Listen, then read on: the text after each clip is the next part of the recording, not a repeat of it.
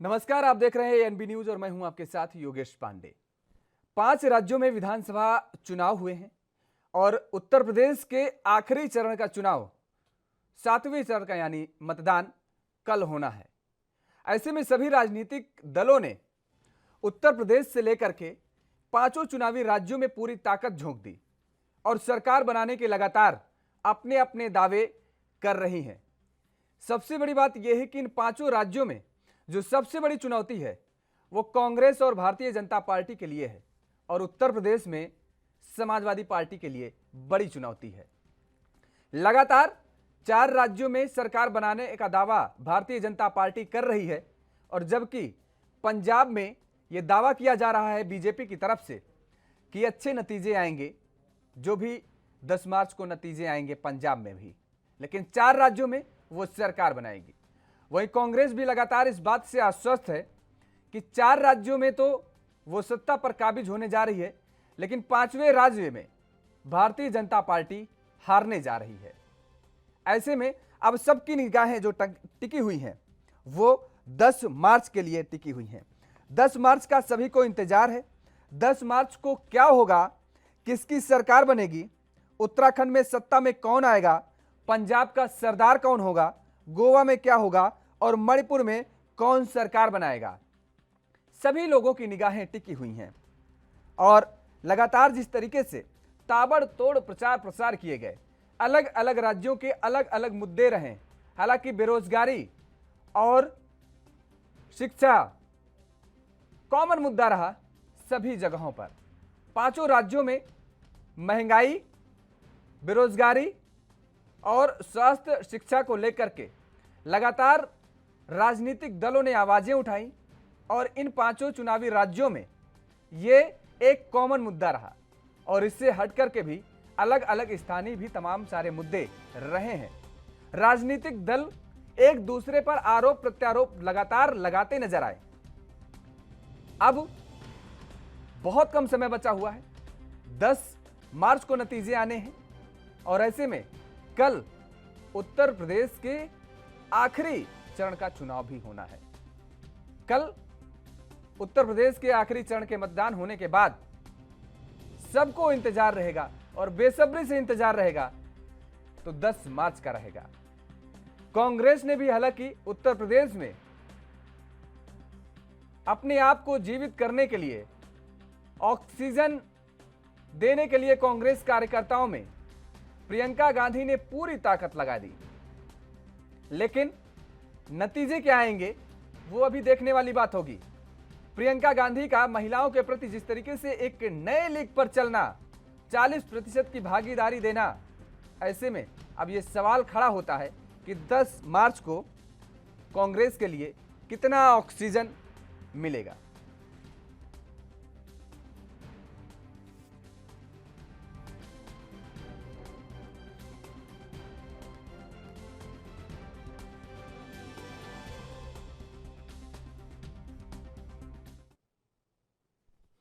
तो 10 मार्च को नतीजे क्या होंगे 5 राज्यों में, आज हम यही पूछने वाले हैं और जानने की कोशिश करेंगे कि 5 राज्यों में जो मतदान हुए हैं उनके नतीजे क्या होंगे और कौन सी पार्टी कहां पर सरकार बनाने जा रही है। हमारे साथ कुछ मेहमान जुड़े हुए हैं, आपका परिचय करा देते हैं। शुभेंदु शेखर अवस्थी जी हैं, भारतीय जनता पार्टी के प्रवक्ता हैं, आपका बहुत बहुत स्वागत है। निशांत ठाकुर जी हैं, समाजवादी पार्टी के प्रवक्ता हैं, आपका भी बहुत बहुत स्वागत है। और हमारे साथ वरुण पुरोहित जी जुड़े हुए हैं, कांग्रेस के प्रवक्ता हैं, आपका भी बहुत बहुत स्वागत है वरुण जी। शुभेंदु शेखर जी, 5 राज्यों के चुनावी नतीजे 10 मार्च को आने हैं। आपके नेता, हालांकि प्रधानमंत्री नरेंद्र मोदी जी भी पिछले दिनों एक इंटरव्यू में कहा था उन्होंने कि 4 राज्यों में वो सरकार बनाने जा रहे हैं, उत्तर प्रदेश, उत्तराखंड, गोवा और मणिपुर, जबकि पंजाब का उन्होंने कहा कि जो नतीजे आएंगे वो बेहद शानदार होंगे।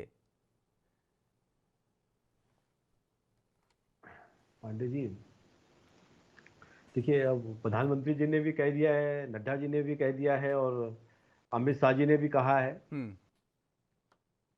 तो जो 10 तारीख को रिजल्ट रहेंगे, हम यहाँ पे 4 सरकार बनाएंगे और पंजाब में पहली बार हमने 65 सीटों पे चुनाव लड़ा है।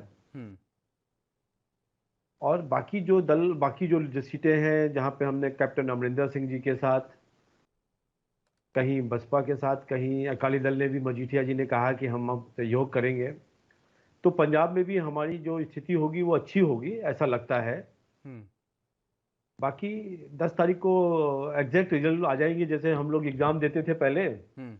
अपने पेपर तो सब मेहनत करते थे, 5 साल 7 साल, और उसके बाद एग्जाम देने जाते थे, अपनी ओर से पूरी अच्छी मेहनत करते थे, और रिजल्ट जब आता था तो थोड़ा बहुत लगता था कि 70 नंबर आएंगे कि 80 नंबर आएंगे 100 हम्म। में, कि 90 से ऊपर निकल जाएंगे। हम्म। तो अब वो 10 तारीख का रिजल्ट है। हम लोगों ने 5 साल जनता के आस्था और विकास दोनों पर काम किया है। हम्म। मैं मानता हूँ इस बार के चुनाव में उत्तर प्रदेश में प्रियंका गांधी जी के आने के कारण हम्म। कांग्रेस ने अपनी जो एक घटती हुई इमेज थी, जिसमें उसको लग रहा था कि वो चुनाव में कहीं दिखता नहीं है, इस बार वो दिखा है। और लोकतंत्र का एक बहुत बड़ा मानना है कि सभी जितनी भी राजनीतिक पार्टियां हैं उनका कहीं ना कहीं पूरे लोकतंत्र में, भारत के लोकतंत्र में उनका सहयोग हो। तो प्रियंका गांधी जी के माध्यम से उत्तर प्रदेश में एक ऐसी स्थिति तो आई कि लगभग सब सीटों पे उन्होंने चुनाव लड़ा। हम्म। कई बार वो चुनाव ही बीच में छोड़ देते थे, जैसे वेस्ट बंगाल में आपने देखा था कि बीच में छोड़ दिया था उन्होंने, पर अब की बार उन्होंने पूरा चुनाव लड़ा है। बसपा ने भी स्टार्ट में थोड़ा सा डिले करके, पर उन्होंने भी चुनाव लड़ा अच्छा बाद में। हम्म। तो ये अच्छी लड़ाई है। सपा शुरुआती समय से ही पिछले 6 महीने से चुनाव लड़ रहा है, और हम लगातार अपना काम के बेसिस पे, अपने विकास के मॉडल पे, अपने आस्था के मॉडल पे इस चुनाव में जनता पे जा रहे हैं। तो हमको लगता है 4 जगह सरकार बनाएंगे और एक में हमारी स्थिति अच्छी होगी पहले की स्थिति में। वरुण जी पुरोहित जी, 10 तारीख को क्या होने जा रहा है? योगेश जी, 10 तारीख को लोकतंत्र भारत का मजबूत होने जा रहा है। हम्म। ये अविश्वास हम कभी नहीं कर सकते कि भारतीय लोकतंत्र समाप्त हो जाएगा, जैसा कि प्रयास कोई करने की कोशिश करे तो भी नहीं। हम्म। अब मैं शुभेंदु जी का सबसे पहले आभार व्यक्त करता हूं, प्रियंका गांधी की प्रेजेंस को उन्होंने माना। हम्म। उत्तर प्रदेश की जहां तक बात है, 32 साल से आक्षेप थी कांग्रेस पार्टी। प्रियंका गांधी ने लगातार संघर्ष किया और कांग्रेस के 400 सीटों पर चुनाव लड़ रही, सब जगह झंडे लगाए, सब जगह कार्यकर्ता संगठन मजबूत हुआ। उसका फायदा जो है कांग्रेस को तो हो रहा है, सारे विपक्ष को हो रहा है। आप मेरी बात को ध्यान से सुनिएगा, प्रियंका गांधी के संघर्ष का फायदा सारे विपक्ष को। तो ब्राह्मण उदासीन है उत्तर प्रदेश में, मैंने लगातार इस बात को राजनीति से ऊपर उठ करके कहा है। ब्राह्मण उदासीन रहा है तो वो भारतीय जनता पार्टी को उसका फायदा नुकसान क्या होगा 10 तारीख को पता लगेगा। उत्तराखंड में हम सरकार बनाने जा रहे हैं। पंजाब के अंदर चन्नी का जो मास्टर स्ट्रोक जिसने भी कांग्रेस पार्टी आला कमान में जिस एडवाइजर ने किया है, वो आपको 10 तारीख को पता लगेगा परिणामों से कि चन्नी का मास्टर स्ट्रोक कैसा बढ़िया रहा है कांग्रेस के। गोवा और मणिपुर में भी भारतीय जनता पार्टी ने सरकार बनाई, कांग्रेस के लोगों को तोड़ के बनाई थी। पिछली बार भी जनादेश कांग्रेस के पक्ष में था, इस बार भी कांग्रेस के पक्ष में हो। देखिए, मैं किसी पर्टिकुलर नेता या उस बात पे नहीं जाना चाहता पार्टी पे। हर चुनाव में कांग्रेस जो पब्लिक होती है उसका मेंटल सॉफ्टवेयर पॉलिटिकली अलग अलग डेवलप होता है। हम क्या करते हैं, पुराने परिणाम आते हैं उस पर चर्चा करते हैं, पहले ये था, पहले वो था, वो। देखिए, जनता ने एक परसेप्शन बना लेती है कि 5 साल में या 10 साल में क्या मिला उनको। आज मुद्दा रोटी रोजगार महंगाई या निजीकरण है, या जो बीजेपी कह रही है वो है। तो 10 तारीख को जनता बताए कि वोट किसके लिए दिया। लेकिन जहां तक प्रियंका गांधी का सवाल है, वो उनका राष्ट्रीय उभार, राष्ट्रीय स्वरूप देश को देखने को मिला। और राजीव गांधी ने, जैसे राजीव गांधी जी ने पॉलिटिकल एम्पावरमेंट वुमन का किया, वुमन पॉलिटिकल एम्पावरमेंट, पंचायतों में, निकायों में उस समय आरक्षण किया, जिससे आज कितना पॉलिटिकली मजबूत हुई महिलाएं, उसको आगे बढ़ाते हुए, नया नहीं है ये, हमारा हमेशा से ट्रेंड रहा है, प्रियंका गांधी ने उसको आगे बढ़ाते हुए 40% टिकट्स की घोषणा की, जो कहा वो किया, और 40% महिलाओं को टिकट दिया। हम जीते आ रहे हैं वो अलग बात है। हमने एक जनता में एक मैसेज दिया कि अपने आप को कहां पर स्टैंड पाते हैं उत्तर प्रदेश में। मैंने आपको योगेश जी का चारों जगह कांग्रेस, आज नहीं, मैं 1 महीने से मेरे ट्वीट और सोशल मीडिया उठा लीजिए, मेरी डिबेट्स उठा लीजिए, मैंने कहा चारों जगह, चारों स्टेटों में कांग्रेस गेन करेगी, उत्तर प्रदेश में कांग्रेस मजबूत स्थिति में आएगी और विपक्ष की सरकार बनेगी ड्यू टू प्रियंका गांधी जी की मेहनत और संघर्ष के कारण। जनता इस बात को नोट करती है। मुझे बड़ा दुख हुआ जब स्वाति सिंह जी, जो कि हमको खुल के क्रिटिसाइज करती थी, अच्छी बात है, लोकतंत्र की एक खूबसूरत, उनका एक मजबूत स्त्री का महिला का टिकट काटना और ईडी के पूर्व अधिकारी को टिकट देना अगर किसी और महिला कार्यकर्ता को दिया जाता तो पार्टी का इंटरनल मैटर होता, लेकिन ईडी के पूर्व अधिकारी को टिकट देना ये दिखाता है, दर्शाता है कि ईडी, सीबीआई और इनकम टैक्स का बेजा इस्तेमाल किया गया, उनको उपकृत करना भारतीय जनता पार्टी, वर्तमान भारतीय जनता पार्टी, मैं अटल जी अडवाणी जी युग की बात कभी नहीं करता, वो उपकृत करने का कार्य किया गया। मैं कांग्रेस बीजेपी पे नहीं जा रहा, लेकिन कांग्रेस देखिए 32 साल बाद, योगेश जी आपने भी अनुभव किया होगा, सब अनुभव कर रहे हैं, कांग्रेस पार्टी उत्तर प्रदेश में मजबूत हुई है, 403 सीटों पे कांग्रेस का झंडा फहरा रहा है। प्रियंका गांधी जी के हजारों लाखों आदमी रैली में, उनकी मीटिंगों में आ रहे हैं। हमारे केंद्र में सरकार नहीं, राज्य में सरकार नहीं जो हम जबरदस्ती किसी को ले आएंगे। प्रियंका गांधी की रैलियों में और उनकी जो भी वो जहां भी जा रही है, पब्लिक आ रही है, इस बात को दर्शाता है कांग्रेस के प्रति लोगों का आरक्षण बढ़ा है। सार्थक प्रयास किए गए हैं और उसका कहीं ना कहीं नतीजा मुझे लगता है कांग्रेस को जो है सार्थक नतीजे भी देगा। निशांत जी, उत्तर प्रदेश में 10 मार्च को भाई क्या होने जा रहा है? भारतीय जनता पार्टी तो कह रही है कि हम सरकार बनाने जा रहे हैं।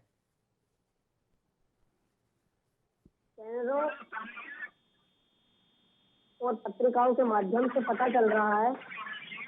योगेश भाई आवाज प्रॉब्लम कर रही है। निशांत जी की आवाज ठीक करवा रहा है, निशांत जी को आवाज इको कर रही है, शायद ठीक करवा रहे हैं निशांत जी, बोलिए आप।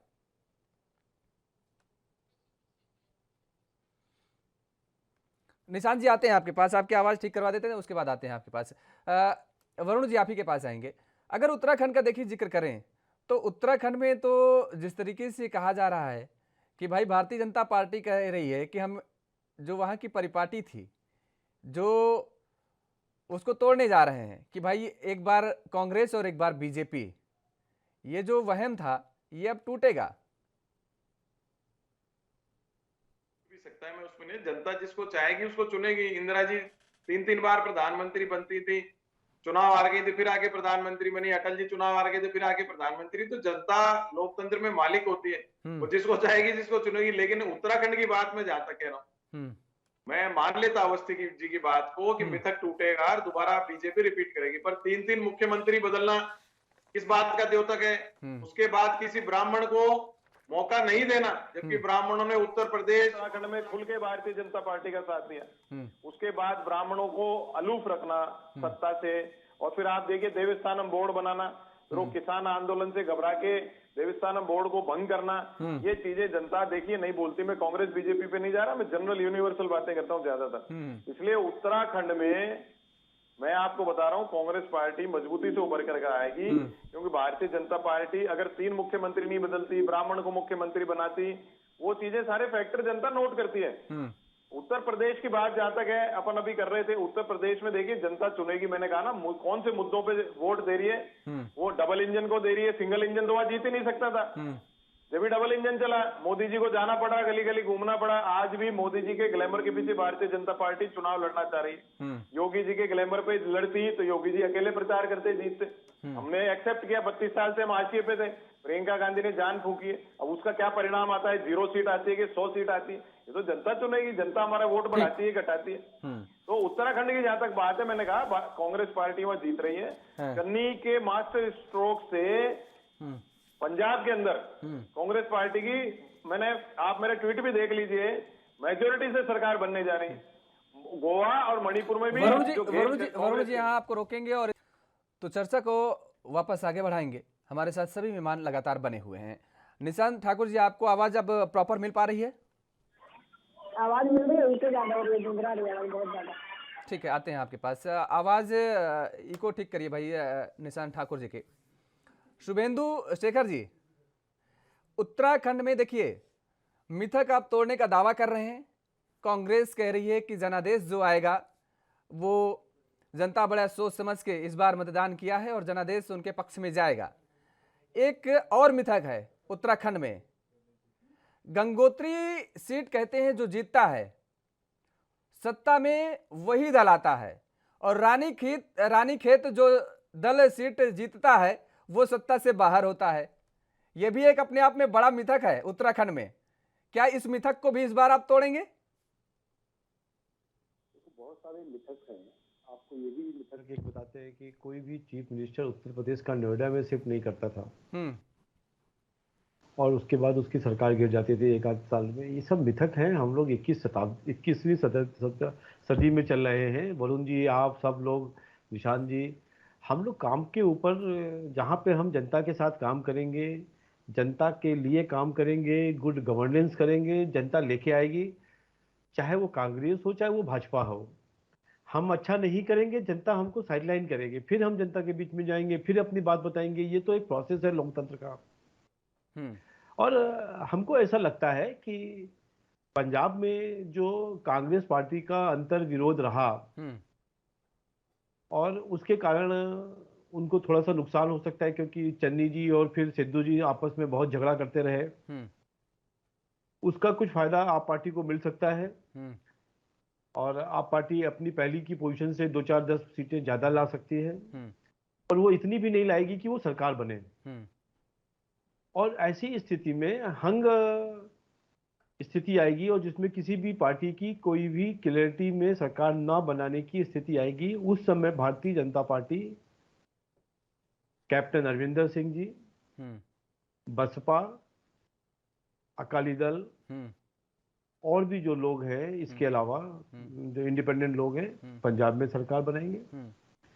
जहां तक बिल्कुल तो अगर पंजाब में आप उत्तराखंड बसपा की के बात साथ, करें, एक सेकंड है शुभेंदु जी, अगर पंजाब में आप बसपा के साथ जाने के लिए तैयार हैं, अगर स्थिति कुछ ऐसी ही उत्तर प्रदेश में बनती है, तो आप उत्तर प्रदेश में भी बसपा का साथ लेने के लिए बिल्कुल रेडी हैं? मतलब क्योंकि विपक्ष तो हमेशा से इस बात को उठाता रहा है, और जिस तरीके से बीएसपी सुप्रीमो मायावती के बयान लगातार आते रहे हैं, उसको लेकर के यही सियासी गलियारों में, सियासी हलकों में चर्चा भी थी।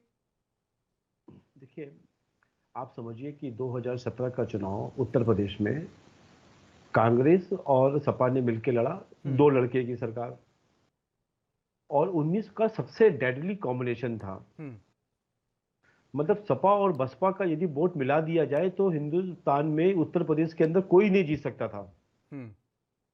मतलब आप यदि समझें इस चीज को कि यदि 25% वोट था 17 में, 25% वोट था इसका सपा का और 22% था उसका, तो इसको मिला के 47-48% का कॉम्बिनेशन था।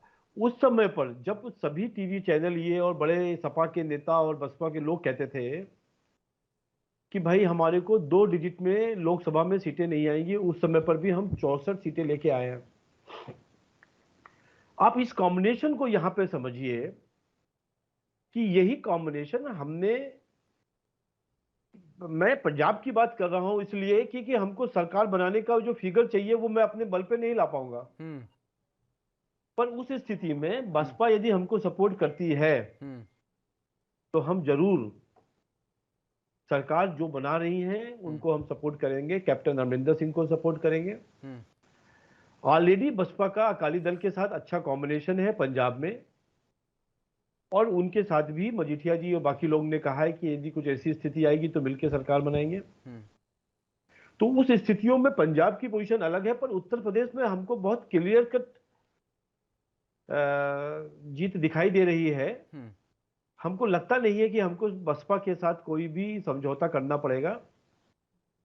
और तीसरी चीज, यहां पे जो समस्या है, जो उत्तराखंड की बात कर रहे हैं आप, उत्तराखंड और गोवा दोनों को मैं जोड़ लेता हूं, सीटें ज्यादा नहीं है, तो हमारी और कांग्रेस की सीटों के बीच में बहुत ज्यादा गैप नहीं होगा।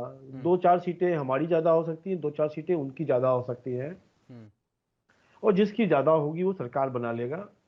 हमारी कैलकुलेशन के हिसाब से हमको ऐसा लगता है कि उत्तराखंड में हमारी सरकार बनेगी। हमने पहाड़ में बहुत काम किए हैं, ऐसा नहीं है कि कांग्रेस ने अपने समयों पर वहां पे काम नहीं किया है, पर कांग्रेस की जो वर्तमान स्थिति है जिसमें एक बड़ा बिखराव है, हरीश रावत जी जो पंजाब में दोनों को शांत कराते कराते जब उत्तराखंड जाते हैं तो वहां के जो उत्तराखंड के अध्यक्ष है वो उनके साथ बदतमीजी करते हैं, फिर कुछ लोग जाके उनके ऑफिस को तोड़ाते हैं। ऐसी जब स्थितियां आती हैं तो संगठन थोड़ा कमजोर दिखता है, और जब संगठन थोड़ा कमजोर दिखता है तो जो वोट, जो स्विंग वोट होता है, वो उसको वोट देता है जो स्टेबल दिखाई देता है।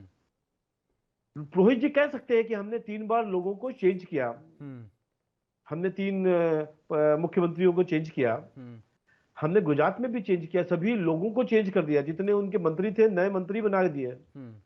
हमने दिल्ली में भी एक एक्सपेरिमेंट किया था पिछली बार कि एमसीडी में जितने पुराने लोग थे उनको हटा के नए लोगों को दे दिया था।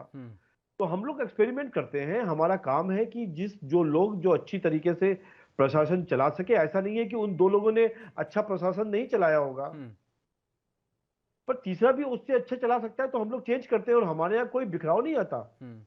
आपका देखिए कैप्टन साहब का जब चेंज किया गया तो पार्टी 3 भागों में टूट गई। एक कैप्टन साहब लेके चले गए, एक चन्नी साहब के पास चली गई और एक सिद्धू साहब के पास चली गई। ऐसा हमारा कहीं भारतीय जनता पार्टी एक डिसिप्लिन ऑर्गेनाइजेशन है, डिसिप्लिन कैडर है, बिल्कुल। उसमें ये कोई बात बिखराव आप मान नहीं रहे हैं होता। कि दरअसल अगर कांग्रेस को नुकसान होगा तो वो कांग्रेस के गृह कलेश की वजह से ही होगा। चर्चा को वापस आगे बढ़ाएंगे, लेकिन यहाँ पर रुकते हैं एक छोटे से ब्रेक के लिए।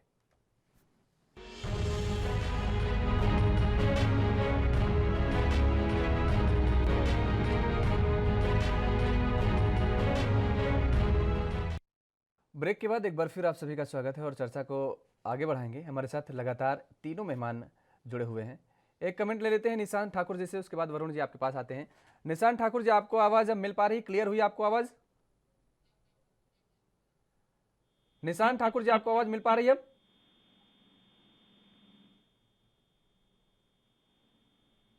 चलिए, निशान ठाकुर जी को शायद आवाज नहीं मिल पा रही। वरुण पुरोहित जी, आप ही के पास आएंगे। दरअसल उत्तराखंड के चुनावी इतिहास को अगर देखें तो मिथक तो बहुत सारे हैं और उन मिथक को तोड़ने के लिए भारतीय जनता पार्टी देखिए लगातार कह रही है कि हम तोड़ देंगे। उत्तराखंड में तो तोड़ेंगे ही तोड़ेंगे, उत्तर प्रदेश में भी तोड़ेंगे।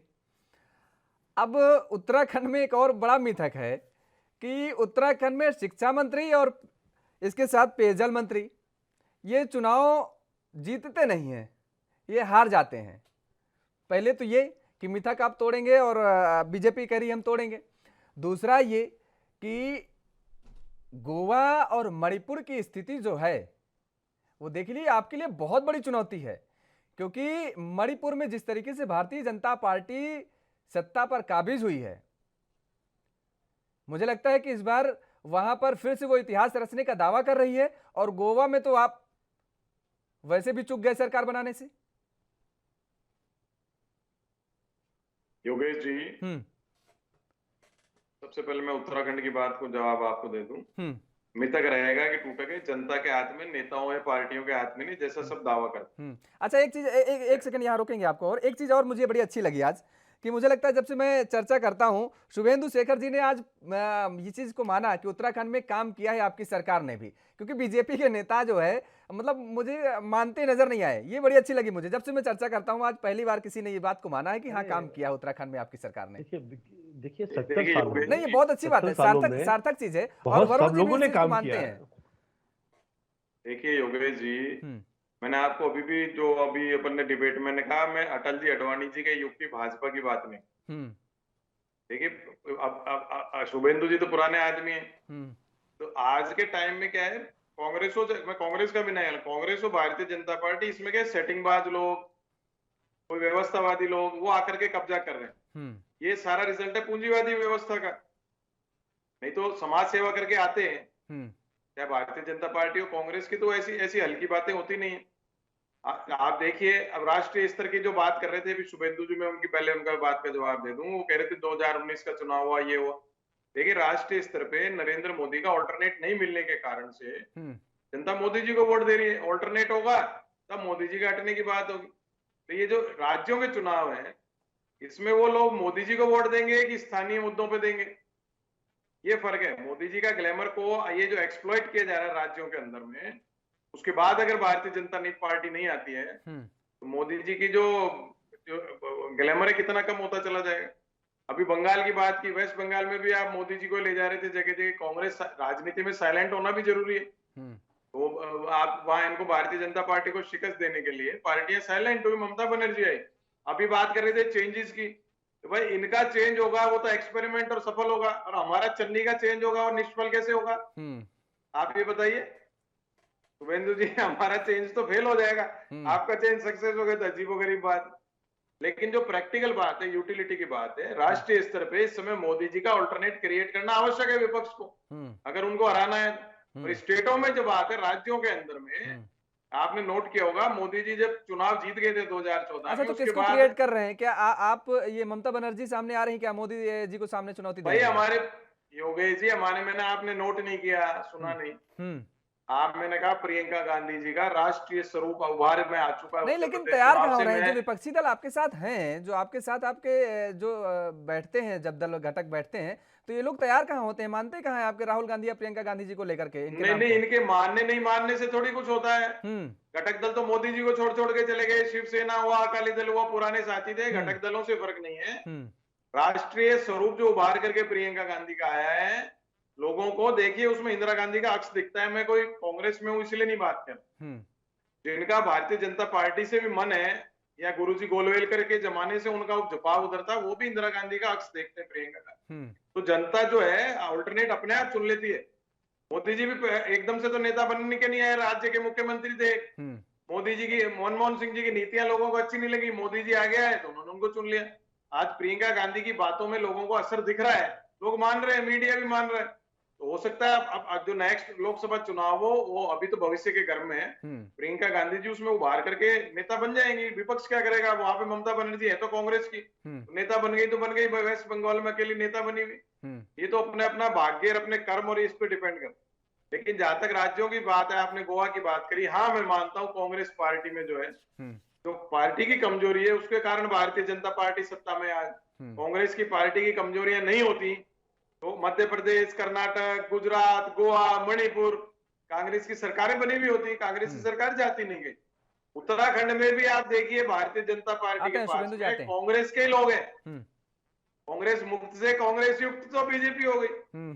तो कांग्रेस की जो, मैं पार्टी से हटके बात कर रहा हूँ, कांग्रेस है ऐसा शब्द है जो पूरे भारत के जनमानस में छाया हुआ।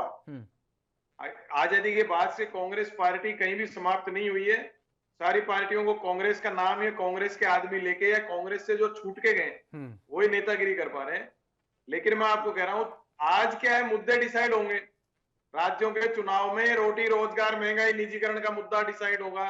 अगर जनता उसको प्रेफरेंस देती है तो भारतीय जनता पार्टी की, वर्तमान भारतीय जनता पार्टी की सरकार वहां नहीं आएगी।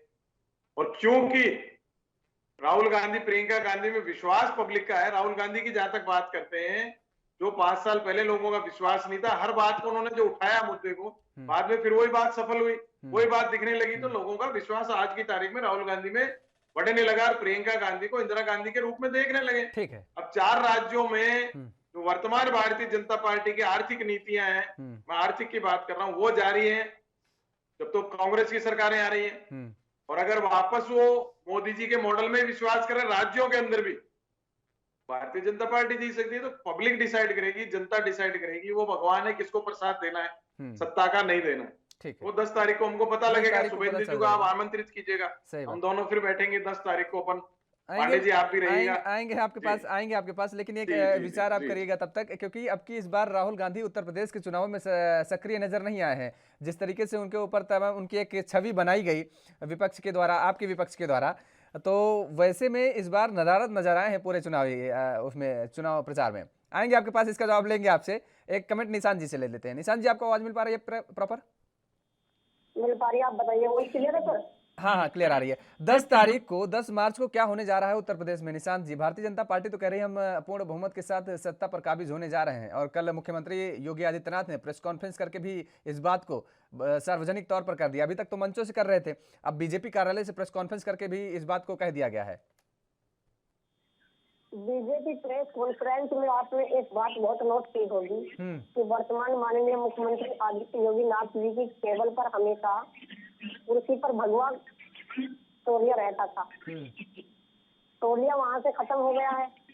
उनका चेहरा, उतरा हुआ चेहरा बता रहा है कि समाजवादी पार्टी की सरकार आ चुकी है। बड़े अधिकारी, जिन अधिकारियों ने बंगला खाली कराने के लिए जबरदस्ती किया था, चैनलों और न्यूज पेपर के माध्यम से पता चल रहा है कि कुंडी लगा करके उन बंगले की 4 नंबर 5 नंबर माननीय मुलायम सिंह यादव, अखिलेश यादव के बंगले की साफ सफाई और मरम्मत चालू है। आज ही मैं मॉर्निंग वॉक पे पार्क में गया था, तो पार्क में भी साफ सफाई, लाइट चालू। ये सब बताता है कि भारतीय जनता पार्टी को जनता, उत्तर प्रदेश की जनता नकार चुकी है और समाजवादी की सरकार आ चुकी है। समय मात्र 10 तारीख का है। सिर्फ अब 10 तारीख का समय है, जो समाजवादी पार्टी, जनता की पार्टी, उत्तर प्रदेश की जनता उत्तर प्रदेश पर राज करेगी। ठीक है, ये बात आपने ठीक है। माननीय प्रधानमंत्री जी जो लाल टोपी पर, लाल रंग पर कटाक्ष करते थे, किसी लाल टोपी को अपराधी बताते थे, तो अब सभाओं में, रोड शो में उन्होंने लाल टोपी पहनना शुरू किया है। मंदिर में जाकर लाल टोपी लगाकर प्रचार कर रहे हैं। क्यों? क्योंकि वो जानते हैं कि लाल टोपी की सरकार आ चुकी है। ठीक है शुभेंदु जी, ये इन्होंने दरअसल मुझे बड़ी अच्छी बात याद दिला दी है। सच बता रहा हूँ निशांत जी ने कि मेरे पास भी कल से फोन आ रहे हैं, कल से बता रहा हूँ, एग्जैक्टली बता रहा हूँ कि जनेश्वर मिश्र पार्क की सफाई हो रही है भाई, और 2 विक्रमादित्य मार्ग पर जो है अंदर बंगले के अंदर जो है सफाई हो रही है, बंद करके कुंडी अंदर से बंद कर ली गई है। कुछ पत्रकारों के भी मेरे पास फोन आए, सच बता रहा हूँ बिल्कुल, इसमें कोई बात बनी बनाई या बनाई हुई बात नहीं मैं बोल रहा हूँ कि क्या वास्तव में समाजवादी पार्टी की सरकार आने जा रही है, क्या शपथ ग्रहण वहां जनेश्वर मिश्र पार्क में हो गया, क्या ऐसी चर्चाएं हो रही हैं और लोग पूछ रहे हैं फोन करके। शुभेंदु जी,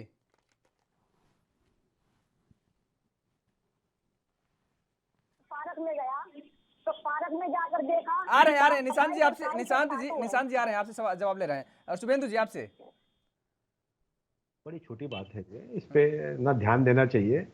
कहीं सफाई हो रही है, कहीं पे बिजली का खंबा लग रहा है, या नतीजे से बिल्कुल ठीक पहले हो रहा है ना, तो लोगों का ध्यान आकर्षित हो रहा है। अरे लोगों को कुछ तो कहेंगे लोग भाई। इस तरीके की कोई भी व्यवस्था हो रही हो तो वो अभी बता रहे, कल जो उन्होंने केसरिया टोपी लगाई थी उसको वो लाल टोपी नजर आने लगी लोगों को। मैं इस पे क्या कहूं। किसी ने हमसे कहा भी एक दिन कि वो जब मोदी जी गंगा नदी में नहा रहे थे तो वो केसरिया कलर नहीं था, लाल कलर था। अरे साहब, कलर के ऊपर मत जाओ, कौन सी टोपी लगाई है इस पे मत जाओ। जिन जनता को हमने,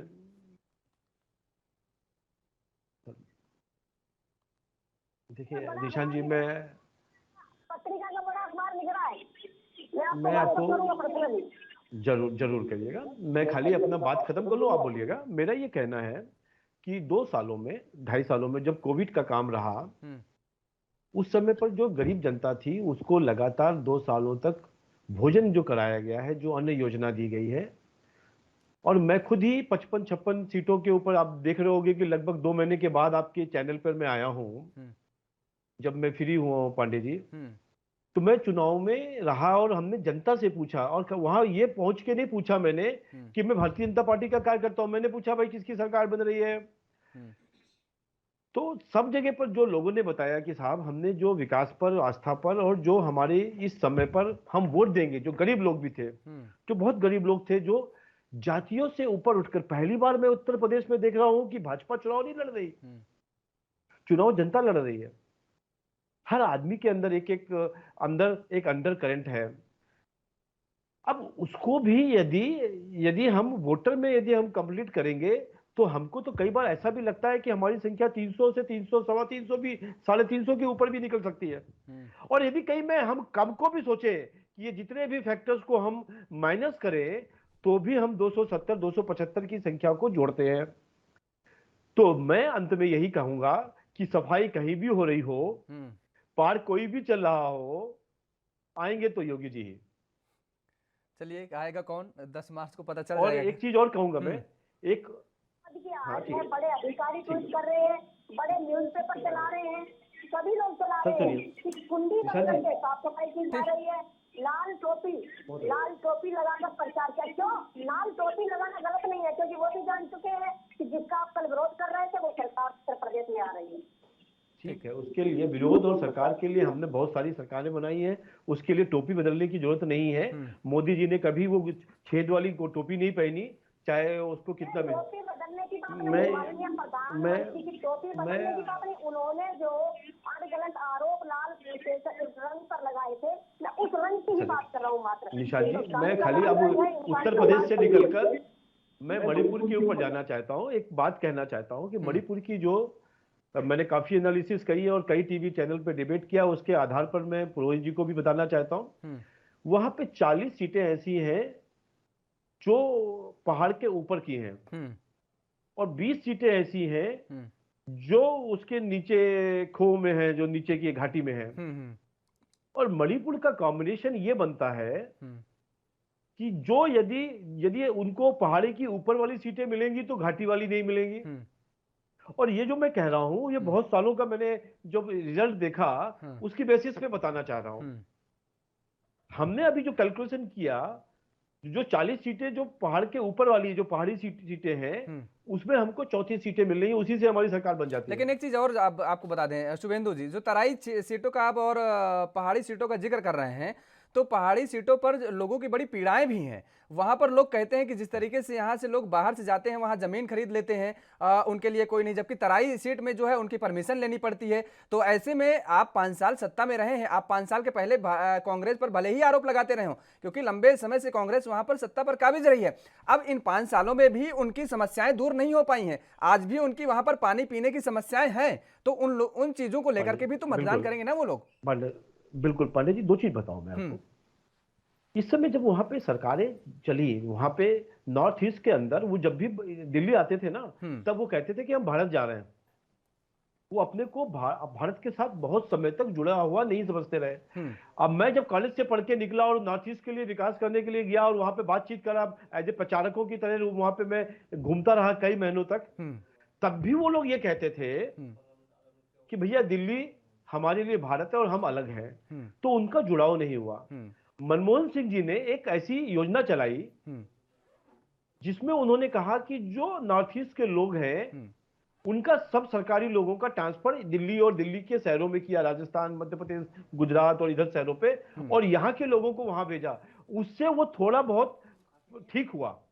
और हमने अब की बार जब मोदी जी की सरकार आई तो इसको और बहुत तेजी से लेके वहां डेवलपमेंट किया। पर आप एक चीजों को हमेशा ध्यान रखिएगा कि नॉर्थ ईस्ट में उनकी ही सरकार रहेगी जिनकी केंद्र में सरकार होती है। और यह बात बहुत पक्की है, क्योंकि नॉर्थ ईस्ट के लोगों को यह लगता है कि यदि हमको केंद्र से पैसा नहीं मिला तो हमारा डेवलपमेंट नहीं होगा।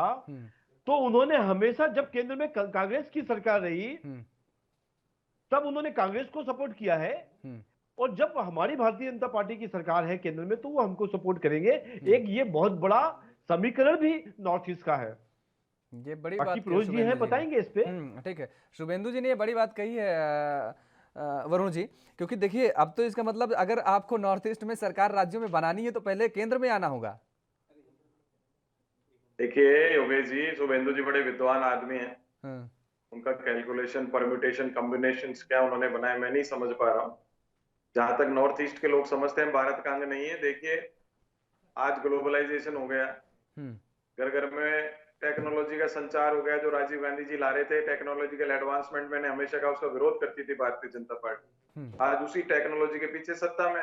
तो टेक्नोलॉजी बढ़ गई, इंटरनेट बढ़ गया, और 70 साल में कोई भी प्रधानमंत्री रहा, कोई सरकार रहा, बजट तो जाता ही है सब जगह, तो विकास हुआ ही है। तो नॉर्थ ईस्ट भी हमारा पार्ट काफी हद तक, एक हमारा जो सारी स्टेट्स है वो एक दूसरे से जुड़ गई है। आज इतने टीवी चैनल्स हैं, सारे देखते हैं लोग, बच्चे भी नए तरीके का हो गया।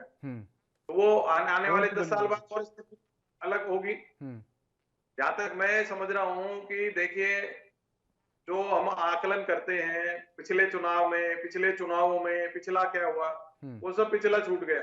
अगर पिछले चुनाव से वोट पड़ रहा होता तो सबसे पहले नेहरू जी प्रधानमंत्री बने, आज भी नेहरू जी के नाम से वोट मिल जाता।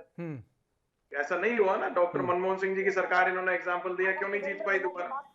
पब्लिक जो है हिंदुस्तान की, मैं आपको कह रहा हूँ, भूखी रह सकती है लेकिन स्वाभिमान पे, आत्मसम्मान पे चोट निशान जी आ रहे हैं आपके पास। कभी आत्मसम्मान पे, स्वाभिमान पे चोट कभी मैं मतलब बर्दाश्त नहीं करती भारत की जनता। आप देखिए जब मोदी जी जीत के आए थे उनका जबरदस्त ग्लैमर था, और उसके कुछ महीने बाद ही, मेरे ख्याल से 6 महीने बाद ही दिल्ली का चुनाव हुआ, और उन्होंने कहा भाग्यशाली को वोट दो। पेट्रोल की कीमत की बात चल रही थी उस समय, भाग्यशाली को वोट दो। तो मैं कनाट प्लेस पे बैठा हुआ था, अक्सर शाम को चले जाते हैं लड़के लड़कियां, पुराने बुजुर्ग सब कनाट प्लेस पे, उनकी चर्चाएं में से उनको इस कदर पिंच किया ये बात कि केजरीवाल को उसका फायदा हो गया और बीजेपी पूर्ण रूप से साफ हो गई, जबकि सारे सांसद मंत्री गली गली में घुमा दिए थे भारतीय जनता पार्टी को। मुझे यार देखिए मैं बता रहा हूँ जनता की फीलिंग्स की बात। जनता, आपने राशन फ्री में दे दिया, हम भी बचपन में थे, राशन कार्ड मिलता था, चीनी मिलती थी 5 किलो, ये सब चीजें उस समय भी होती थी शुभेंदु जी। लेकिन आज की स्थिति में लोगों का जो इकोनॉमिक्स है, सोशियो इकोनॉमिक फैक्टर जो भारतीय जनता पार्टी ने वर्तमान में बिगाड़ा है, आदमी, रोजगार, महंगाई सबसे बड़े प्रश्न है, रोटी रोजगार महंगाई। ऊपर जैसे मनमोहन सिंह जी के जमाने में कहने लगे थे भाई दाल महंगी होगी तो मटर की दाल खा लो, पैसे पेड़ पे उगते के। आज वर्तमान में जो भारतीय जनता पार्टी की सरकार है वो क्या क्या स्टेटमेंट दे रही है, उससे लोग चिढ़ चुके हैं। अब मैंने कहा ना, वोट क्या होगा 10 तारीख को पता लगेगा, लेकिन ये बार बार कहते हैं हमने अनाज दिया, हमारा नमक खा लिया जनता ने। ये जो स्टेटमेंट्स हैं जनता को चुभ जाते हैं, जनता इस बात को समझती है। आप देखिए, नाले से गैस बना लो, चाय पकौड़ी खा लो, ये सब जो किसी बेटा बेटी जवान होता है ना, गरीब लोग होता है साहब, जा बेटा तू चाय पकौड़ी की बेचने लग जा। ठीक है, एक सेकंड, क्योंकि शुभेंदु जी ने मणिपुर का जिक्र किया है, तो देखिए एक दिन हम चर्चा कर रहे थे, शायद उस दिन भी आप ही थे, तो मैंने पर्वतीय और जो है तराई क्षेत्र का उस दिन भी मैदानी इलाके का जिक्र किया था कि मैदानी इलाके में जिस तरीके से 40 सीटें हैं और पर्वतीय में 20 सीटें हैं, तो देखिए इन दोनों में जो कॉम्बिनेशन हुआ है वहां पर आपस में ही लोग अपने आप को बटे नजर आ रहे हैं, आपस में ही लोग एक साथ नजर नहीं आते हैं, क्योंकि वहां की जो जनजातियां हैं वो अपने आप में विषम परिस्थितियां पैदा कर रही हुई हैं। अगर पहाड़ी क्षेत्रों का जिक्र करें तो वहां पर नागा जनजाति के लोग रहते हैं, और मैदानी क्षेत्रों में जिक्र करें तो वहां पर मैतेई जनजाति के लोग रहते हैं। ऐसे में इन लोगों को लगता है, देखिए मैतेई जनजाति 40 सीटों पर प्रभाव डालते हैं मैदानी क्षेत्र में, और इनको ऐसा लग रहा है कि इनका जो वर्ग है वो खत्म होता है, इनका अस्तित्व खत्म होता चला जा रहा है। लगातार लंबे समय से आरक्षण की मांग कर रहे हैं और वो अभी तक पूरी हुई नहीं है। अभी तक भारतीय जनता पार्टी आप पर ये जरूर आरोप लगाती रही है कि कांग्रेस जो है आप लोगों की समस्याओं, अभी पिछले दिनों देखिए नरेंद्र मोदी जी भी वहां गए थे, वहां भी अभिभाषण में उन्होंने क्या कहा वहां के भाषण में कि दरअसल कांग्रेस आपके दर्दों को दर्द समझती ही नहीं है, और यही वजह है कि आपके दर्द अभी तक लगातार बरकरार हैं। लेकिन 5 साल में क्या वो दर्द की दवा बीजेपी दे पाई है क्या? मैंने फिर कहा, प्रधानमंत्री जी की जो ऐसे शब्द है ना वो चुभते जा रहे हैं लोग। खुद ने उस चीज को प्रेजेंट कर दिया। जहां तक नॉर्थ ईस्ट की बात है, वो जो आप उनको ट्राइबल बोलो, कबीले बोलो, जनजातियां बोलो, अलग अलग छोटे छोटे टुकड़ों में थे, लेकिन आज 70-75 साल की आजादी के बाद देखिए, राजीव गांधी के जमाने में लाल डेंगा का कितना था, मिजोरम में मिजो फ्रंट बनाया हुआ था, उन्होंने उनसे समझौता किया। उस स्थिति, उस नॉर्थ ईस्ट को मैंने बड़ी क्रिटिकली हैंडल किया है।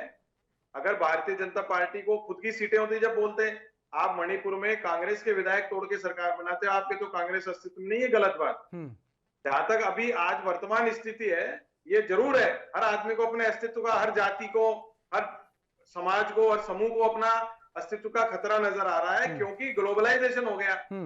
आप देखिए, फिर अगर वहां आप जनजातियों की बात करते हो तो 15% ब्राह्मणों को भी उत्तर प्रदेश में खतरा महसूस हो रहा है कि उन्होंने अंशतः नियम को दे रहे हैं संचालन, उनको पुजारियों से, पुरोहितों से हटा रहे हैं, देवस्थानम बोर्ड बना के पूंजीपतियों को उत्तराखंड में सब जगह फंसा रहे हैं। ये चीज ब्राह्मण, जब भी तो मैंने कभी आपने इतने सालों में मेरे आप वक्तव्य देख लीजिए, टीवी चैनल नहीं थे, जब भी पेपर की प्रिंट आउट देख लीजिए, कभी ब्राह्मणों के प्रश्न तो नहीं उठाए मैंने, लेकिन आज उठाने पड़ रहे हैं इतने विकास होने के बाद, क्योंकि ब्राह्मणों का जो अस्तित्व है लुप्त होने की कगार पे आ रहा है।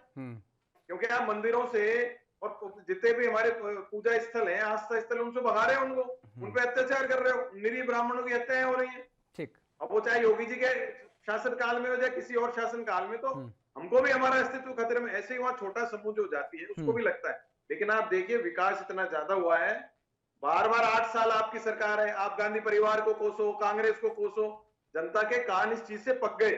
जनता कहती भाई आप 8 साल से सरकार में हो, 5 साल से राज्यों में सरकार में हो, तो आपकी जिम्मेवारी है, कांग्रेस कहां से आगे दी।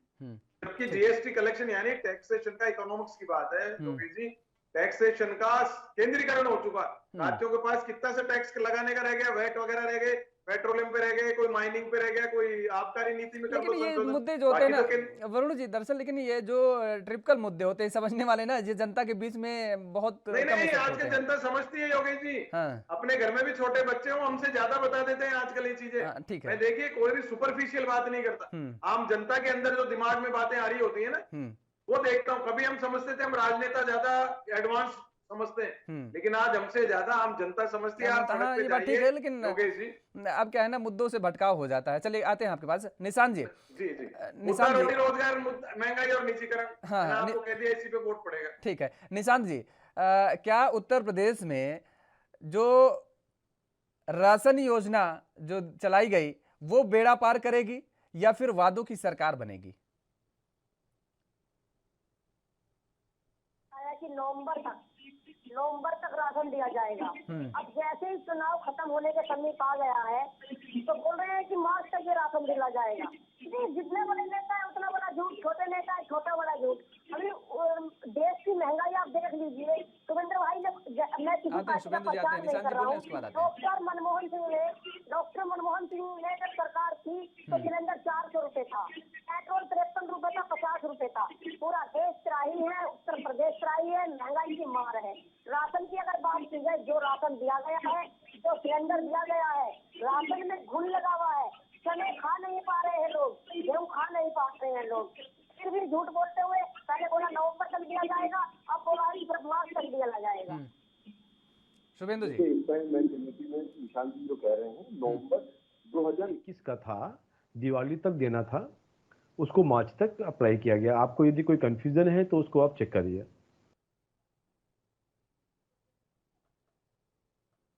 निशांत जी आवाज आ रही है आपको? हेलो निशांत जी, चलिए ठीक है, निशांत जी के पास आएंगे। अच्छा, एक चीज और शुभेंदु जी आपसे जानेंगे कि वास्तव में ये 2022 के जो विधानसभा के चुनाव के नतीजे आएंगे 5 राज्यों में, ये आने वाले समय में 2024 के लिए क्या रास्ता को प्रशस्त कर देंगे क्या लोकसभा चुनाव के लिए? यहीं से एक नए रास्ता खुल जाएगा, जो नतीजे होंगे वो नई दिशा देंगे?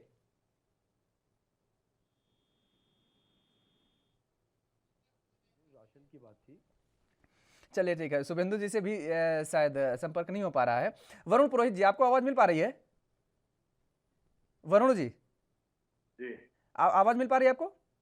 हाँ बिल्कुल। सवाल वही आपसे भी है, क्या वास्तव में इन 5 राज्यों के जो विधानसभा चुनाव के नतीजे आएंगे, क्या ये लोकसभा चुनाव के लिए या देश की राजनीति के लिए एक नए रास्ते को प्रशस्त करेंगे? हमसे पूछा है क्या? शुभेंदु जी आवाज आ रही हो तो आप ही बोल दीजिए। हाँ, मेरा ये कहना है कि देखिए, अभी यूक्रेन का मैटर हुआ, उसमें भी रशिया के और यूक्रेन के प्रधानमंत्रियों ने मोदी जी की बात सुनी। मोदी जी के माध्यम से पूरे भारत का एक बहुत बड़ा विकास हुआ और पूरे विश्व में भारत की एक बड़ी अच्छी पोजीशनिंग हुई है। ये भारत का हर व्यक्ति देख रहा है। हो सकता है कोविड के कारण कहीं हमारी महंगाई बढ़ी है, बड़ा विषय है, इसको हम भी देख रहे हैं। और ऐसा नहीं कि भारत में ही ऐसा हुआ है, विश्व के सब बड़े शहरों में हुआ है, बड़े कंट्रीज में हुआ है। और लगभग निशांत जी आ रहे हैं आपके पास, निशांत जी आ रहे हैं आपके पास, एक सेकंड रुक जाइए। हाँ, नहीं उसी पे कह रहा हूँ शुभेंदु जी, नहीं वो ठीक है, वो क्या सुनिए दुनिया में क्या मैसेज जा रहा है वो ठीक है, वो अपनी अलग जगह बात हो गई है, उस पर चर्चा करेंगे फिर भी। लेकिन अभी जो मेन मुद्दा है, जो सवाल मेरा है वो ये कि वास्तव में ये कि 5 राज्यों के जो चुनाव के नतीजे आएंगे वो आने वाले समय में देश की राजनीति के लिए एक नई दिशा तय कर देंगे क्या? मैं एक ही चीज कह रहा हूँ, और आप उसको नोट करके रखिएगा कि उत्तर प्रदेश का जो चुनाव है वो कोई चुनाव नहीं है हमारे लिए, ये धर्मयुद्ध है। और जिस तरीके से कौरवों के साथ पांडवों का युद्ध हुआ था, धर्म युद्ध हुआ था और धर्म की जीत हुई थी, जो लोग हमसे अभी चुनाव लड़ रहे हैं उनकी स्थिति ऐसी होगी कि वो अगले 30-40 साल तक चुनाव लड़ने लायक नहीं रहेंगे। इतने बंटवारे होंगे उनके संगठनों में। आप देखिए 2014 में सरकार आने के बाद कांग्रेस के लगभग 20 घटक हो गए, अलग अलग 22 G23 से लेके दुनिया भर के लोग। ये लोग कहते हैं ना, हमारे यूपी में पांडे जी आप तो जानते ही होंगे, राम मिलाए जोड़ी एक अंधा और एक कोड़ी, उसी तरीके के कॉम्बिनेशन बने हैं, सबकी अपनी पॉलिटिकल कंपल्शन के कारण जुड़े हैं। और ये काम अब की बार कांग्रेस ने बहुत अच्छा किया है कि उसने किसी के साथ जुड़ा नहीं, वो अपने बल पर चाहे उसको एक सीट भी ना मिले, परंतु वो अपने को स्टेब्लिश कर लेगा, क्योंकि राष्ट्रीय पार्टी केवल भारत में 2 ही है, कांग्रेस और भारतीय जनता पार्टी। और जब तक ये रीजनल पार्टियां अपने को जिताने के लिए उत्तर प्रदेश में कुछ भी करेंगी या किसी भी राष्ट्र में, किसी भी राज्य में हो, मेरा ये कहना है राष्ट्रीय पार्टी के माध्यम से विकास होता है देश का भी और राज्यों का भी। तो जो लोग रहे राज्य में, यदि राष्ट्रीय पार्टियां हैं तो आगे बढ़ेगा, नहीं तो ये जो वहां की लोकल गवर्नेंस है, कहीं ममता जी, कहीं केजरीवाल और कहीं पे कोई और लोग, एक्सेप्ट उड़ीसा, मैं एक बार कह रहा हूं, उड़ीसा के अंदर विकास अच्छा किया एक लोकल पार्टी ने, पर बाकी कहीं पे नहीं दिखाई देता। ठीक है वरुण जी, कम शब्दों में आपसे जानना चाहेंगे कि क्या वास्तव में ये नतीजे एक नई दिशा को तय करेंगे? और दूसरी बात, युवा और किसान किसके साथ जाएगा? देखिए, पहले धर्मयुद्ध की बात की, अवस्थी जी ने बताऊं, भगवान परशुराम, भगवान हनुमान के बगैर राम जी भी और कृष्ण भगवान भी अधूरे थे। भगवान परशुराम जी के तो आप तेलों वंशजों को आप अत्याचार कर रहे हो, तो आपके भगवान परशुराम आपके साथ कैसे आएंगे? धर्मयुद्ध नहीं। अब मैं आपने बात करी है, डेफिनेटली मैंने पहले भी कहा, ये जो चुनाव के परिणाम आएंगे 10 तारीख को, अगले 2 साल की राष्ट्रीय राजनीति, राज्यों की राजनीति की दिशा और दशा तय करेंगे। अगर भारतीय जनता पार्टी जीत के आती है तो विपक्षी दल अपने आप सोचेंगे, उनका अस्तित्व खतरे में आ जाएगा, मेहनत करेंगे आगे के लिए। और मान लीजिए भारतीय जनता पार्टी साफ हो जाती है तो केंद्र में से भी साफ होने की कगार पे आ जाएगी और विपक्षी दलों के अंदर एक जोश का संसार होगा। मैंने आपको यही तो कहा, रोटी रोजगार, महंगाई और निजीकरण का मुद्दा है, उस पर कितना वोट कौन दे रहा है, युवा जो है। होंगे और जनता इन्हीं मुद्दों को लेकर के मतदान करेगी। बिल्कुल बिल्कुल बिल्कुल। वरुण जी, आपको यहाँ पर रोकेंगे समय के अभाव के चलते और यहीं पर चर्चा को समाप्त करेंगे। आप तीनों मेहमानों का हमारे साथ जुड़ने के लिए बहुत बहुत शुक्रिया। तो अब सभी को इंतजार है दरअसल 10 मार्च को लेकर के, और बेसब्री से इंतजार है। उत्तर प्रदेश में ही केवल आखिरी चरण का मतदान होना है, जो कि कल होगा, और उसके बाद नतीजे के लिए जो नतीजे आएंगे 5 राज्यों के विधानसभा के चुनाव, सभी लोग आंखें टकटकी लगाए हुए बैठे हुए हैं और ये नतीजे आने वाले समय में देश की राजनीति को एक नई दिशा देने का काम करेंगे। इस चर्चा में फिलहाल मेरे साथ इतना ही। देश और दुनिया की तमाम खबरों के लिए आप बने रहिए ANB न्यूज के साथ। नमस्कार।